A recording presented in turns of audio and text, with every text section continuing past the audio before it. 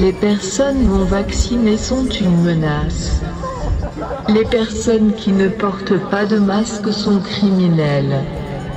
Dénoncez-les.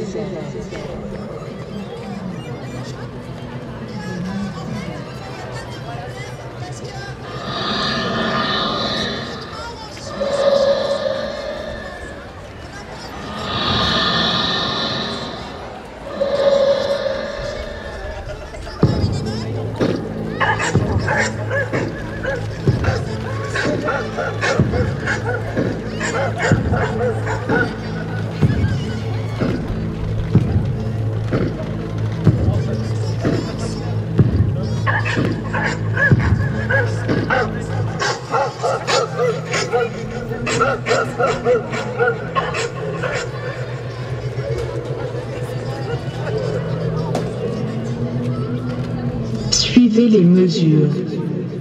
Protégez vos proches. Le gouvernement prend soin de vous et de vos enfants. Soyez solidaires, méfiez-vous. Ne posez pas de questions. Écoutez les experts à la télévision. L'isolement social et la solidarité. De nouveaux virus sont attendus. Faites-vous vacciner. Le retour à l'ancienne norme est une illusion. La nouvelle normalité est celle que nous vivons. Dites-le autour de vous. Dénoncez vos voisins.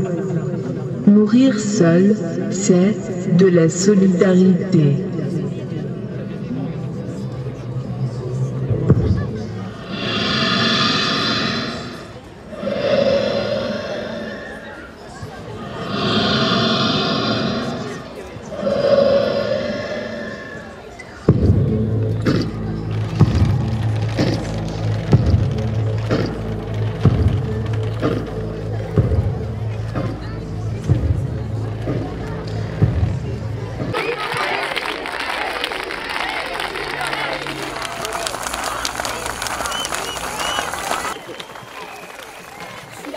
Les deux? Non, celui-là?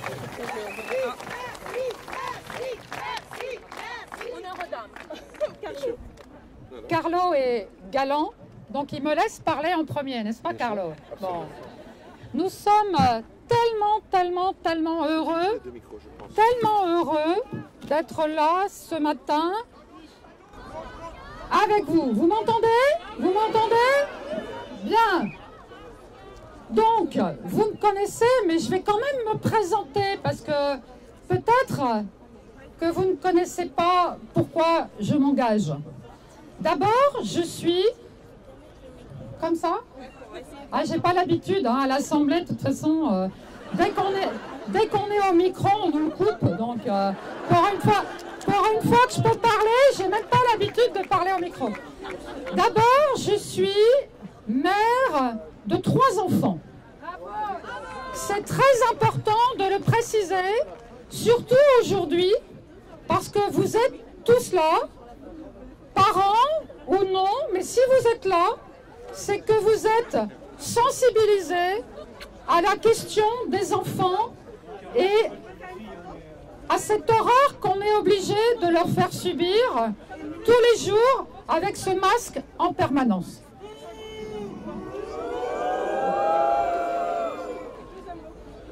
Je suis médecin psychiatre, raison pour laquelle, sans doute, j'ai été en éveil tout de suite, dès la première prise de parole du président Emmanuel Macron,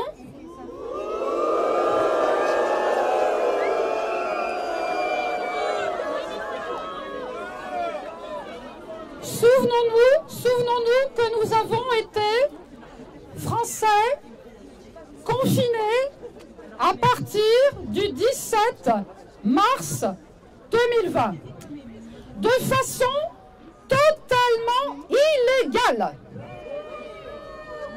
Les parlementaires ont voté le 23 mars 2020 l'état d'urgence sanitaire. Nous sommes depuis un an dans dans un État qui n'est plus un État de droit. Cet état d'urgence sanitaire qui a été prolongé jusqu'au 1er juin 2021. Et attendez-vous, mesdames et messieurs, malheureusement, que cet état d'urgence rentre définitivement dans le droit commun.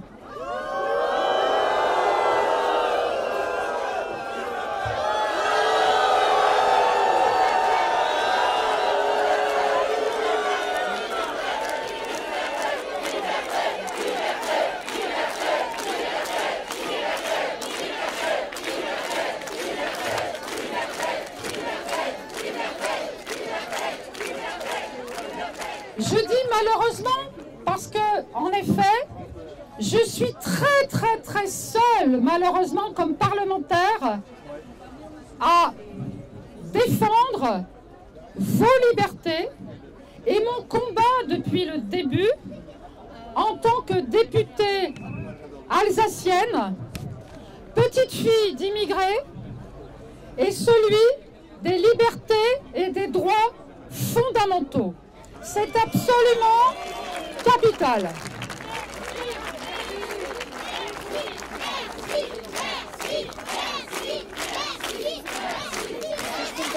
Oui.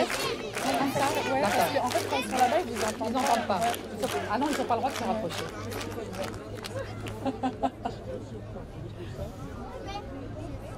Aujourd'hui, mesdames et messieurs, si vous êtes là, si vous vous levez et si vous êtes éveillés de cette façon-là, c'est que vous partagez ces valeurs de liberté, d'égalité, de fraternité. Tout ce que le gouvernement essaye d'enlever aux citoyennes et aux citoyens français depuis un an. Depuis un an, vous n'avez plus la liberté de circulation. Depuis un an, vous êtes confinés, on vous empêche, au-delà de 18 heures, France entière, de vivre. On brime et on empêche vos contacts sociaux. Et merci d'être là aujourd'hui et de braver à ce point tout ce que le gouvernement essaye d'imposer. Il n'y a plus de démocratie. Pourquoi ? Le débat citoyen est empêché. Nous, parlementaires, nous vous représentons à l'Assemblée nationale. Le débat, depuis un an, n'a jamais eu lieu. À aucun moment, nous avons débattu de cet équilibre entre la crise sanitaire, avec ses conséquences et avec cette exigence de soigner. Mesdames et messieurs, pourquoi nous sommes aujourd'hui dans une dictature sanitaire? Pour la première fois, les médecins ne peuvent plus soigner les patients. Pour la première fois, nous sommes confrontés, nous sommes face à une médecine étatique. Pour la première fois, oui, vous avez le droit de hurler. Il faut absolument dire que nous ne sommes pas d'accord. Oui, l'ordre des médecins, aujourd'hui, je vous rappelle que l'ordre des médecins a été créé sous Vichy. L'ordre des médecins menace, nous sommes nombreux, il y a de nombreux médecins en France qui se sont déclarés dans le manifeste des libertés. D'ailleurs, j'en profite pour dire que sur ce manifeste au pluriel, liberté.org, vous trouvez un certain nombre de médecins qui ont le courage, je dis le courage, parce que les médecins sont tellement menacés que moi je comprends parfaitement que certains médecins sont en première ligne, sont là pour soigner les patients, mais n'osent pas se déclarer parce que les menaces et les pressions sont fortes. Parce qu'aujourd'hui, mesdames et messieurs, on demande aux pharmaciens de dénoncer sur un logiciel qui s'appelle Mésange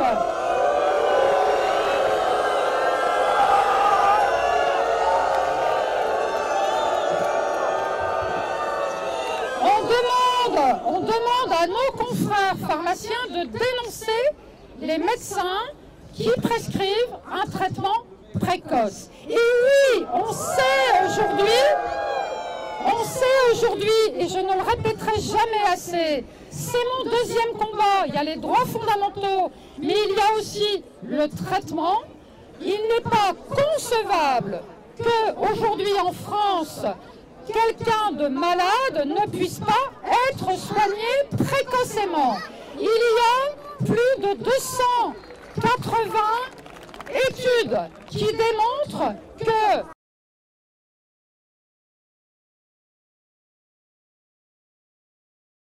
et plein d'autres choses, parce que je sais que derrière moi, et notamment Sheila, pourrait vous parler encore beaucoup mieux que moi de toutes les plantes qui peuvent aider, mais surtout, et il y a encore, j'ai oublié l'ivermectine, ce sont des médicaments qu'on connaît depuis tellement longtemps, qui ne sont pas chers et qui sauvent des vies tous les jours. Et je ne le répéterai jamais assez.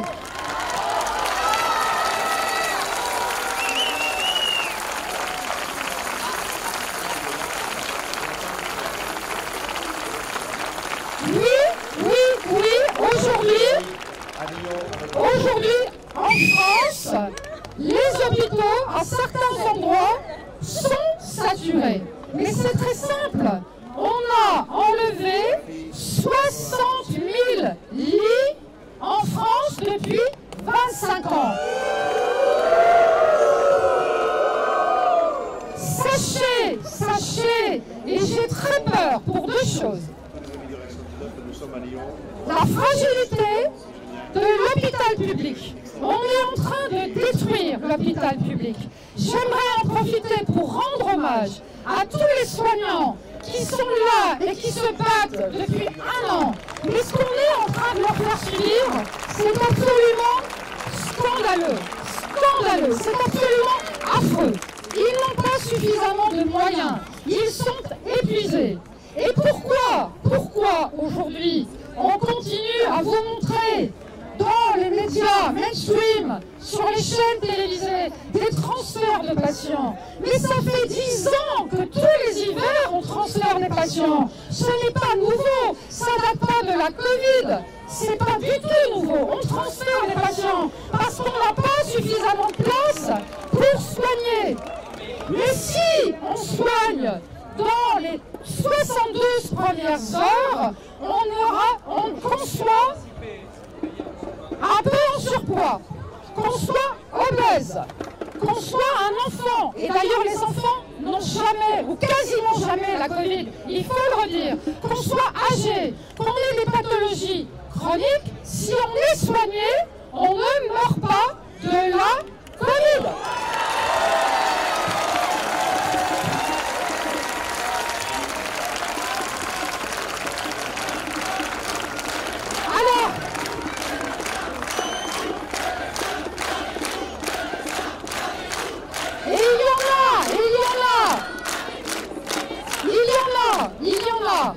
Vous savez, nous avons été 5 à prendre conscience dès le mois de mars 2020 que véritablement le discours du président était totalement dissonant. Dissonant, pourquoi? Parce que de dire « et l'État doit protéger les plus vulnérables », c'est dans le préambule de notre Constitution. L'État doit vous protéger. Et d'entendre un président qui dit, rappelez-vous, nous sommes en guerre.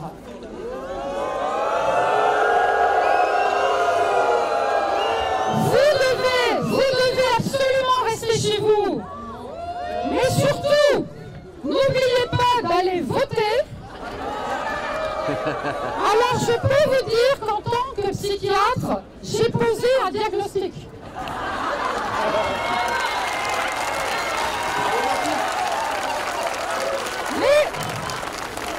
Mais secret professionnel.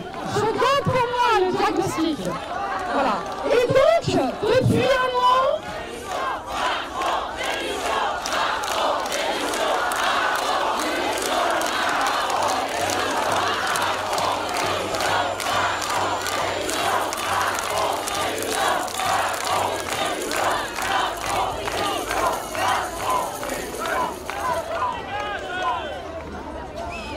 peut-être que ça serait une solution. Qui serait d'accord? Mais très simplement, dans mon travail de parlementaire qui est de contrôler et d'évaluer l'action du gouvernement qui nous impose tous les jours plus des restrictions. Et je suis véritablement inquiète pour vous, mesdames et messieurs, parce que quand est-ce qu'il y a eu cette réflexion éthique que notre démocratie française aurait dû mettre sur la table, qui est celle de l'évaluation des dangers de la crise, donc cette évaluation sanitaire, mais avec ses conséquences économiques, et on n'en est qu'au début des conséquences économiques, avec ses conséquences sociales absolument catastrophiques. Et je peux vous dire, malheureusement, que les Français, mais vous le savez, parce que vous êtes sans doute aussi touchés dans votre chair, touchés autour de vous, les étudiants, les jeunes, cette jeunesse qui est notre avenir.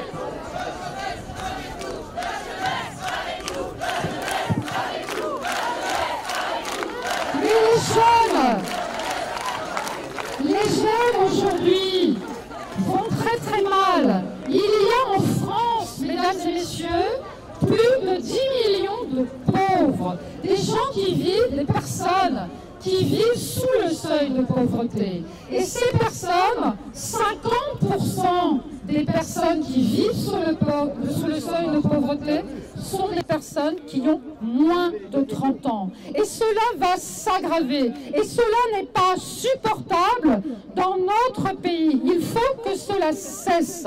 Absolument, il faut arrêter.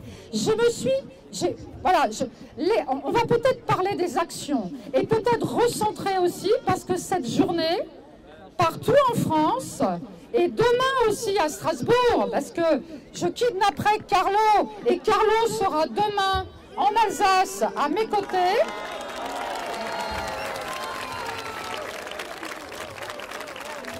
Et vous savez, mais Carlo va l'expliquer, à quel point Réaction 19 se bat pour vous, mesdames et messieurs, depuis le début.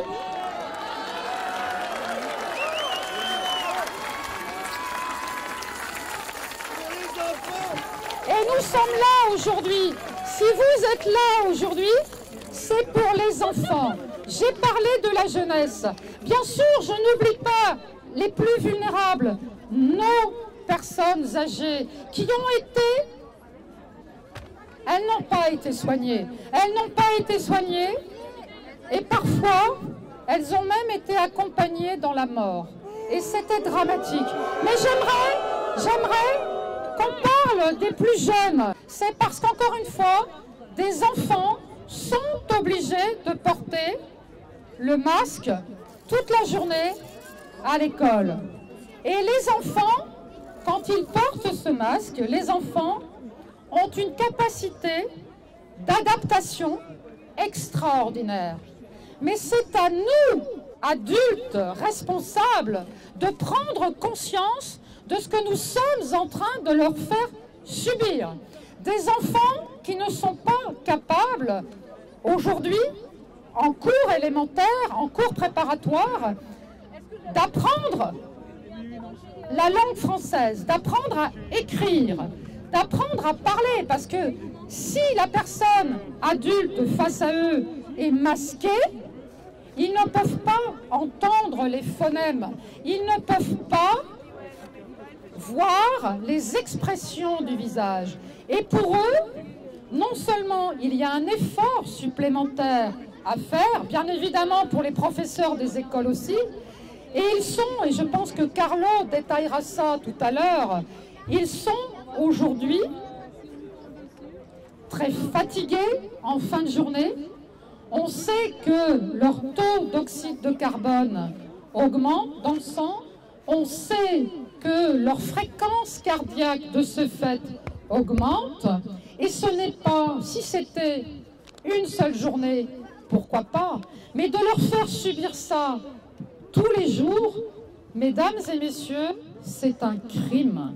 C'est un crime, c'est de la maltraitance que je souhaite véritablement dénoncer.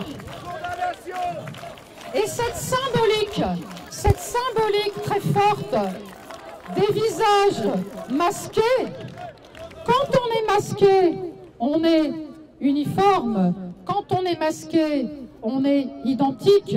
Quand on est masqué, on perd son individualité. Quand on est masqué, on perd sa liberté de penser. Quand on est masqué, on perd sa liberté d'agir. Tout cela, mesdames et messieurs, doit absolument cesser. Il y a urgence. Merci à vous d'être là aujourd'hui. Et peut-être qu'on reviendra, mais je vais passer la parole à Carlo. On reparlera des différentes actions. Carlo en met plein en place. Et de mon côté, je ne vais pas vous assommer avec des choses un peu austères du travail parlementaire, mais je peux vous dire qu'il y a du pain sur la planche. Je vais terminer en vous disant, allez regarder sur le site de la coordination santé libre. Vous êtes peut-être déjà inscrit sur Réinfo Covid, vous êtes peut-être déjà inscrit sur Laissons les médecins prescrire. Je le redis ici, stop Covid-19.today. On a mis en place un conseil scientifique indépendant des lobbies pharmaceutiques.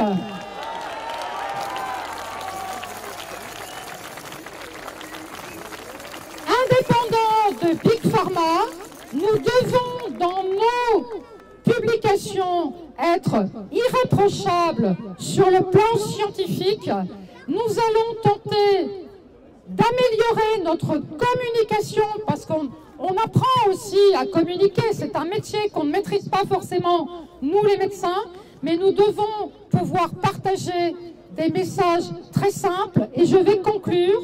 Oui, il y a un traitement ambulatoire précoce. Oui, on peut même, en prenant de la vie. Si vous êtes malade, si autour de vous, vous êtes malade, surtout n'attendez pas chez vous avec votre boîte de Doliprane. Surtout, allez trouver un médecin pour être soigné.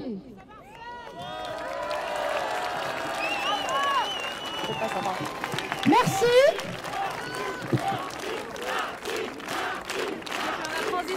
Je fais la transition. Merci beaucoup Martine. Alors Martine Bonheur, c'est la voix de la liberté. Notre communication est importante. Apprenez aux enfants à garder leur distance. Enseignez aux enfants les mesures. Enseignez aux enfants les virus. Éduquez vos enfants, ne les laissez pas penser par eux-mêmes. C'est dangereux. Apprenez-leur à obéir à la télévision. Pour une vie saine, vivez dans la peur.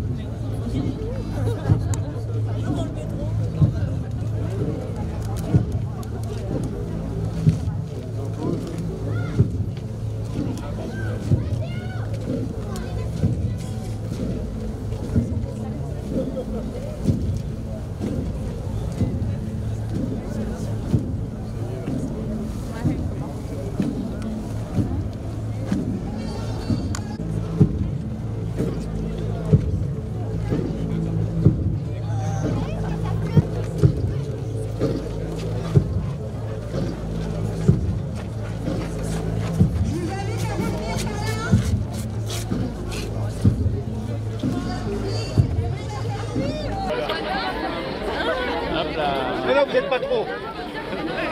Elle est la Martine.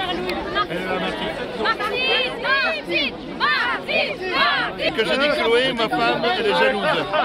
Oh là là, j'ai Chloé par-ci. Viens. Les hommes préfèrent les blondes. C'est tout dit.